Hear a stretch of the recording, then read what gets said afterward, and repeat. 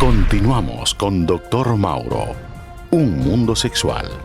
Porque todos necesitamos amar.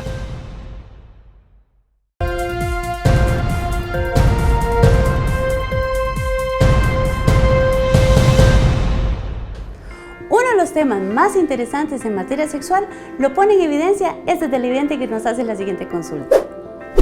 Tengo 3 hijos y no sé a qué edad debo de hablarles de sexo. Yo recuerdo que a mí nunca me dijeron nada y no quiero que ellos pasen por lo mismo. Tradicionalmente se esperaba que el niño desarrollara para así poderles hablar de sexo. La costumbre indicaba que la madre le hablaba a la mujer incluyendo temas como la regla y la vida sexual en general. El padre le hablaba al hijo y era muy común que además se programara una visita a algún prostíbulo para dar por concluida la enseñanza. En esa etapa, los adultos en la casa usaban nombres claves cuando hablaba de sexo, para que los hijos no entendieran. Se usaban términos como torta para referirse a un embarazo no deseado, o la amiga para la menstruación, formas cifradas que evitaban que el niño estuviera al tanto de la conversación. Hoy sabemos que no podemos postergar la educación sexual hasta etapas tan tardías como la adolescencia. Tampoco podemos limitarnos a una única conversación. La recomendación actual es que en etapas tempranas de la vida no se hable directamente de sexo con los hijos, sino más bien hablar de sexo delante de los hijos. Es decir, que la temática sexual sea parte de las conversaciones cotidianas y que sucedan en presencia de los niños, para que ellos comprendan que el sexo es un tema del que se puede hablar y del que se pueda preguntar en la casa. Presenciar una escena televisiva pasada de tono, escuchar la noticia de un crimen pasional, enterarse del embarazo de alguna joven del barrio o de la familia, son oportunidades propicias que tenemos para comentar con nuestros hijos en materia sexual y así irles forjando un criterio sólido y veraz. Yo soy Ana Isabel Corrales, máster en Psicología Educativa. Usted puede hacer sus preguntas y comentarios a esta su sección, Haciendo Familia.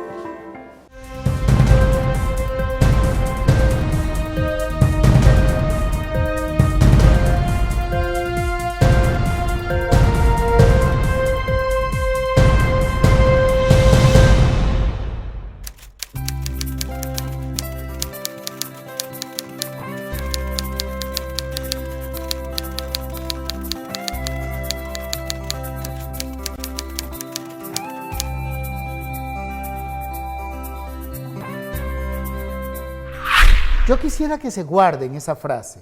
Esa frase nos la regaló el doctor Díaz, sí, el cardiólogo del instituto, porque siempre hay que tener eso presente. Los avances de la ciencia, óigalo bien, nos permiten poder resolver un problema que antes teníamos. Antes, para saber que estábamos enfermos, nos teníamos que sentir enfermos. Es decir, enfermedad era sinónimo de sentirme mal. Hoy la ciencia está en capacidad de darse cuenta cuando estamos enfermos, cuando todavía no nos sentimos mal. Óiganse qué importante. Es decir, antes de sentir síntomas, podemos detectar las enfermedades. ¿Y por qué es importante? Es importante porque enfermedades como la presión suelen estar calladitas, suelen ser silentes, suelen ser asintomáticas, no dar síntomas ni manifestaciones, y cuando la dan, la manifestación es enorme, un infarto, un derrame, una complicación mayor. Hoy estamos en capacidad de diagnosticar muchas enfermedades antes de sentir las molestias, y entre ellas la hipertensión arterial.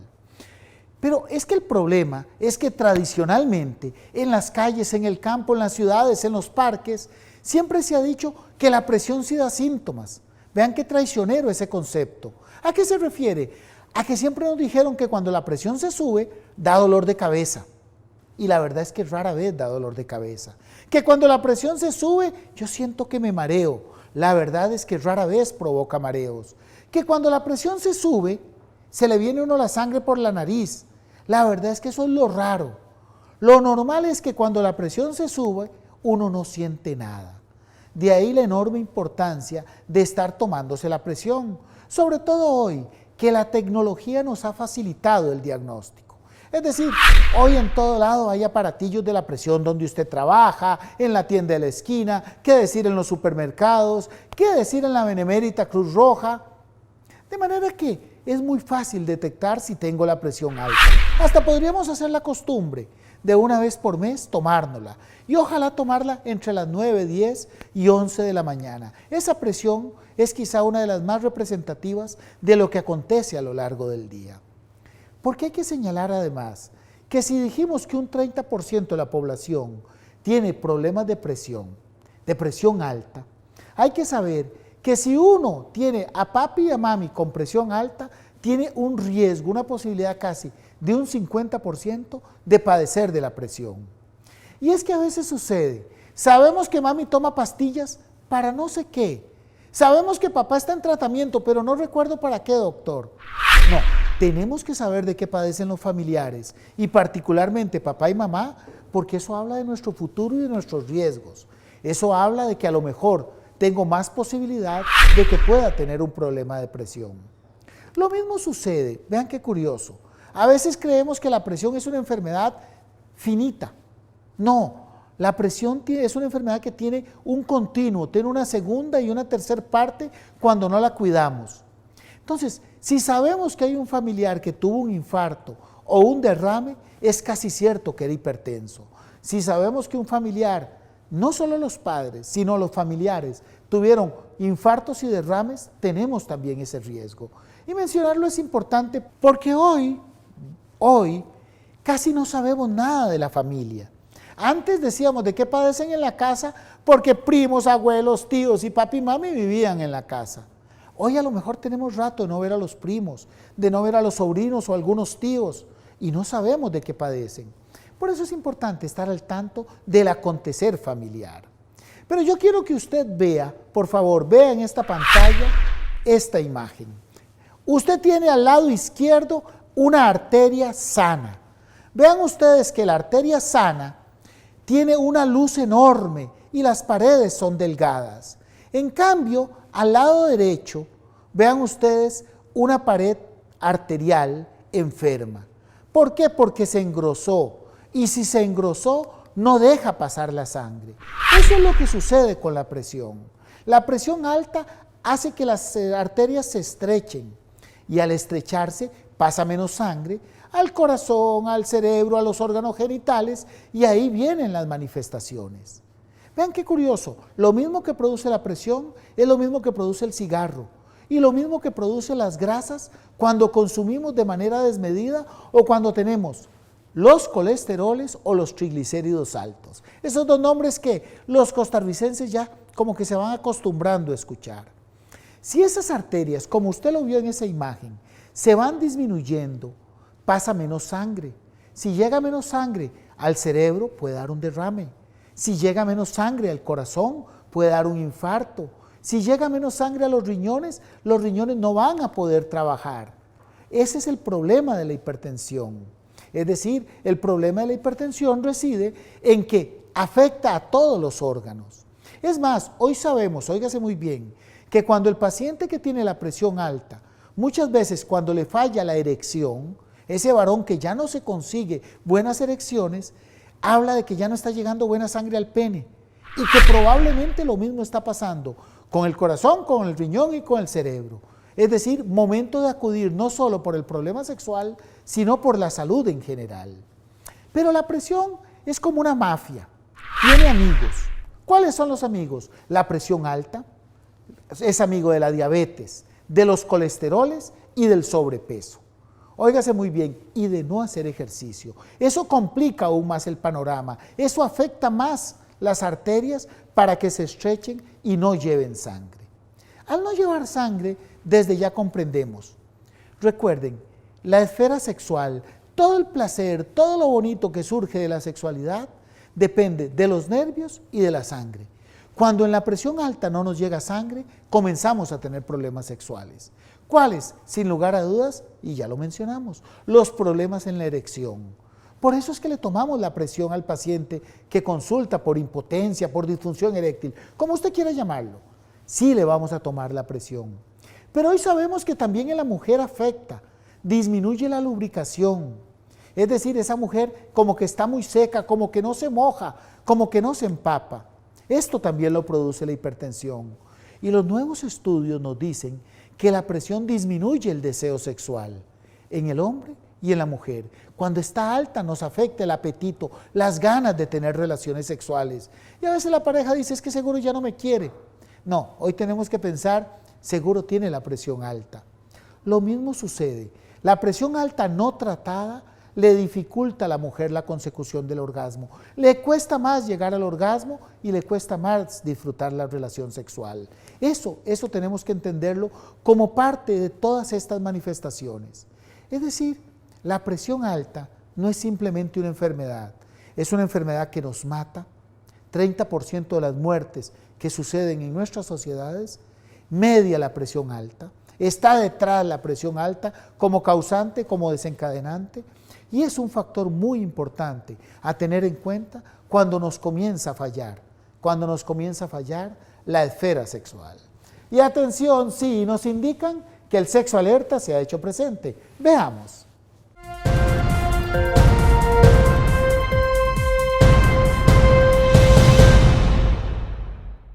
Hay muchos frentes para combatir los problemas de presión alta. Veamos, tenemos que procurar que nuestra población retome la actividad física, controle su peso, incremente el consumo de frutas y verduras, aleje el salero de la mesa y no fume.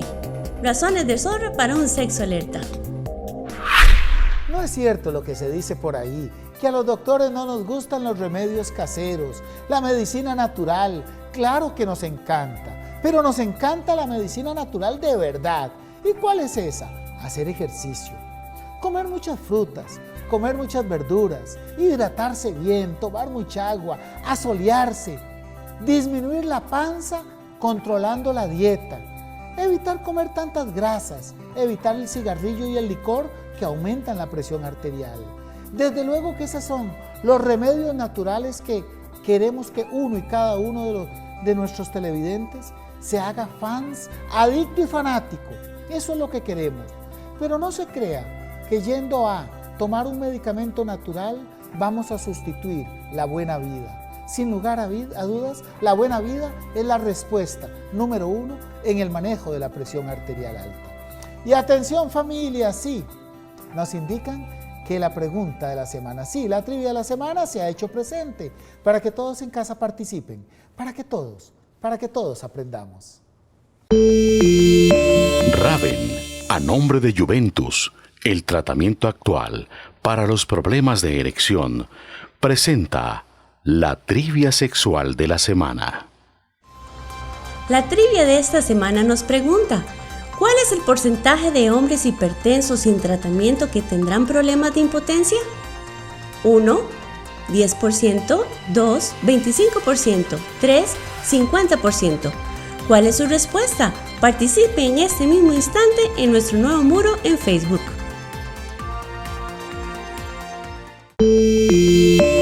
Raven, el laboratorio de siempre, con los medicamentos de hoy.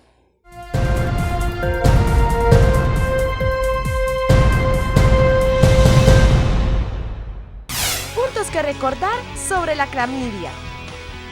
Clamidiasis es la enfermedad venérea bacteriana más frecuente en el mundo. Es provocada por una bacteria sumamente pequeña llamada clamidia. Puede provocar ardor al orinar y/o dolor con las relaciones. También genera dolor pélvico y secreciones genitales. Como muchas veces no da molestias, las personas la transmiten sin darse cuenta. Se diagnostica con un examen de sangre o de las secreciones genitales. Es una causa frecuente de esterilidad en ambos sexos. Al día de hoy no existen vacunas para prevenirla.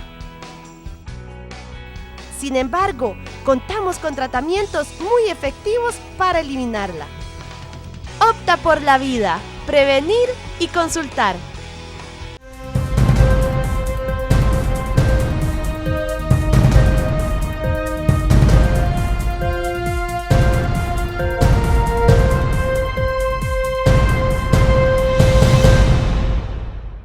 Ya regresamos con Dr. Mauro, un mundo sexual, porque todos necesitamos amor.